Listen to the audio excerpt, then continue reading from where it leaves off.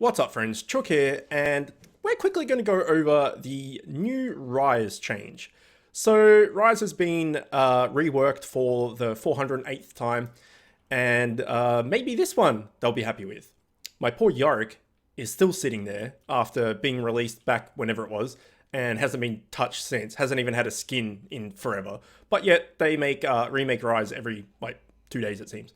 Anyway, we're not going to go into the text and everything. We're just going to have a look at the new abilities, and I'm going to touch on my thoughts about it and everything, because I personally like Rise. I don't play him all that often, but I like him as a champion.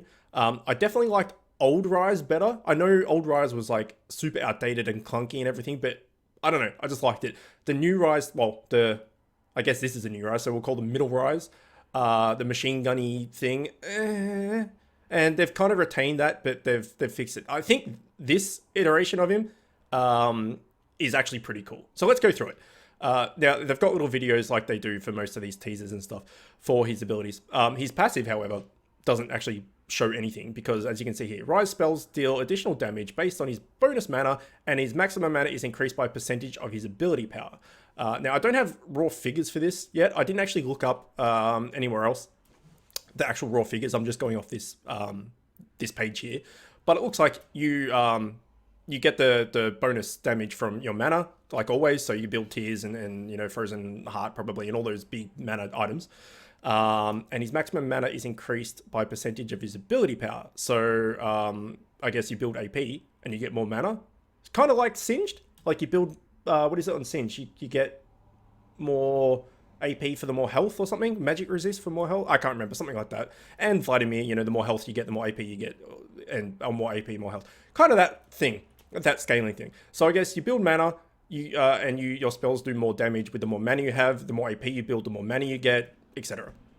Okay, his Q has stayed relatively the same core as what it is currently on live, where we'll just read it here. It's got two parts to it now. This is going to sound a little bit confusing until we go over the next parts, but just bear with it. Passive. Casting Rise's other spells, which is his... well, we'll go over them soon, but casting his other spells resets the cooldown of Overload. So that still means that you can do your machine gun spam. So you can go Q, and then you can W, which will make your Q come back off cooldown. Q again. Then you can E. That'll make your Q come back off cooldown. You can Q again. So you can, in the space of a very short amount of time, you can go Q, W, Q, E, Q, and then just rattle off all these fucking spells in a row and do like a shit ton of damage. So that's still there. But we'll see. Resets cooldown of Overload and begins charging a rune. Casts another spell, which is not Overload, within this window to fully charge the rune. So I guess you can charge, you can use two Ws, two Es, a combination of both. So say a W and an E will give you a rune. So casting one of them will give you half a rune, say. Or one rune and another one gives you two runes. And either way, it doesn't really matter. Cast another spell, not Overload, to get fully charged rune or the second rune, whatever you want to do it. And if you do one of these, say you do W and then you cast your Q when it's not fully, the rune's not fully charged, it cancels it. Okay, so active. Fires a runic blast in any direction, dealing magic damage to the first enemy struck, like it is now. If Rise has a rune fully charged when he casts Overload, so if he has these two stacks, he is shielded and gains a temporary movement speed boost. Alright, let's just ignore RV for 2 seconds. So this is very similar to Karma's shield, right? You get a shield and you get movement speed. So let's quickly have a look at this. So that's just the normal Q. And there you go. Yeah, it is two stacks. You can see there that when he cast the W and then the E, and he got two stacks. So that's effectively a full rune. And then when he does this, he gets a shield and a movement speed. Very, very similar to Karma. Okay, the next, Rune Prison. Exactly the same as what it is now. It's just a root. A targetable root that lasts for X amount of time. Now, again, I don't have the figures on this, so I don't know if this scales, the duration scales with level, like it does now. I'm pretty sure right now, the more points you put into this, the longer it lasts. This might just be a one-hit wonder now. Don't know. Lastly, Spellflux. This has completely changed. So at the moment, it's that stupid little ball that bounces around doing next to no damage, and it's just kind of useless, or in my opinion at least. It's now completely changed. This is very brand-like, and in general, this new Rise feels very brand-like to me. Deal magic damage to a target, so it's still targeted, to a target and marks it with Flux. Ryze's next spell on target marked with Flux deal bonus effects. So this is where I say it feels like Ryze. Well, like Brand, sorry. So Brand, you know, if you have someone ablaze, say you E them and then you Q them, you'll stun them. If you have them ablaze and you W them, it does more damage. If you have them ablaze and you press E, then that blaze will then spread to other targets. So let's say you have someone already has Flux on them. If you do an overload, the overload deals bonus damage and bounces to nearby enemies marked with Flux. If you do your Rune Prison, it's doubled. So let's say this is one second. And let's say it's always 1 second. It doesn't scale anymore. This will make, if you have someone Flux, then you do this, that'll be 2 seconds. I doubt this, because of this, I doubt that this would scale. So say it used to be like 1, 1.3, 1.5, 1.7, and then 2 or something.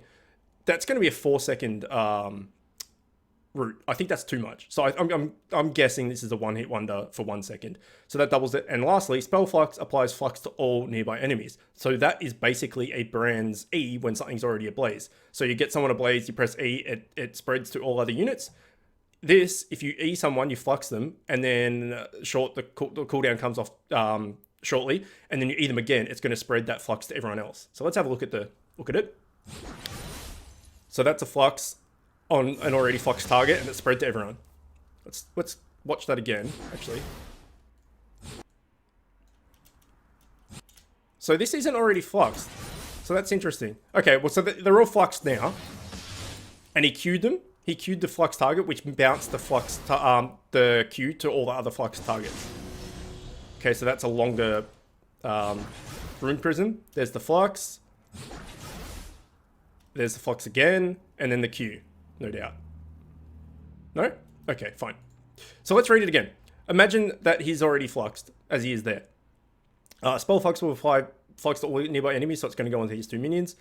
The root is going to double the root, and the Overload deals bonus damage and bounces to nearby enemies marked with Flux. So ultimately, you want to set Flux on someone, set it Flux on that person again to you know, group it up on people, and then Q and just hurt everyone for a shitload of damage. All right, I probably dwelled on that enough, but yeah, I wanted to get that made abundantly clear. His ult is completely changed. It's no more of this move fast, spam spell, spell vamp thing, because spell vamp is gone. It's now a, it's kind of like a TF ult for your whole team that stands in this circle, but on like a Nocturne, Tahm Kenchi kind of ult radius, it looks like. It doesn't seem like it's, you know, global or anything, but open a portal to a target location a short distance away. Yeah, so I'm going to say like Nocturne ult. A couple of seconds later, all allied units within the portal sphere are warped to the target location. It cannot be self-cast because warping to your own location would be silly. Okay, so everyone's standing around you, you cast your ult, you pick where you want to go, and you and your whoever's with you will go. So it doesn't have it say it has a cap.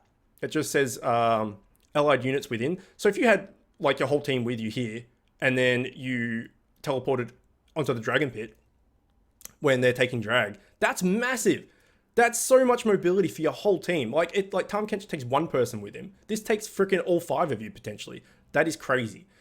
So that's the new Ryze in a nutshell. I want to keep this video as short as I can. It's already nearly 10 minutes, which is crazy. I apologize about that. But as you can see, they have changed him quite a bit. And to stick to his machine gun routes, you still can do, like I said before, you could Q and then E, say, and then Q, and then W, and then Q.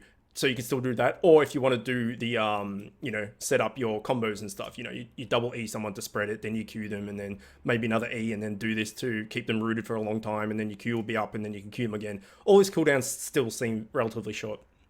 So yeah, I'm actually pretty interested and excited in this. As I said, I always liked Ryze as a character, but I don't know, his current playstyle doesn't really, I don't know, it doesn't appeal to me, but this appeals to me a lot more. It'll make Jungle Ryze interesting as well with this ult. So we'll see. Anyway, hope you enjoyed that. Hope you found that informative. As always, thanks for watching, and I will see you next time.